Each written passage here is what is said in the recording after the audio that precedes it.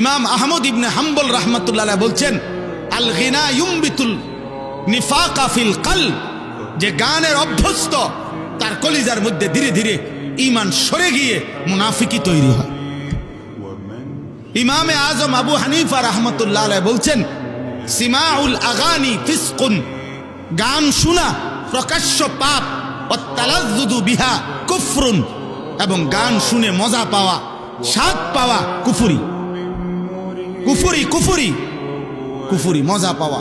এই যেমন তাল মারে, হাত লারে, পাও লড়ে, শরীর নাড়ে, বাড়ি দেয়, এই যে মজা পাইল না, এটা এই স্বাদ পাওয়া, মজা পাওয়া গান শুনে, তিনি বলছেন কুফরি। হযরত ওমর ইবনে আব্দুল আজিজ রাহমাতুল্লাহ আলাইহি বলছে যে কলিজার ভিতরে আল্লাহর কোরআন আছে, সেখানে গান থাকতে পারে না। যে দিলের মধ্যে গান আছে, সেই দিলে আল্লাহর কোরআন থাকতে পারে না। লা ইয়াজতামিউ ফি কলবিন ওয়াহিদ, এক অন্তরে গান এবং কোরআন দুইটা জমা হয় না। ইম্মাল কোরআন ওয়া ইম্মাল গিনা, হয় কোরআন থাকবে নয়তো গান থাকবে। ইমাম ইবনুল কাইয়িম জৌজি রাহমাতুল্লাহ আলাইহি বলছেন, লাগাতার যে গানে অভ্যস্ত হয় তার সবচেয়ে বড় ভয়ঙ্কর একটা বিষয় হলো তার মৃত্যুর মুহূর্তে সম্ভাবনা খুব বেশি।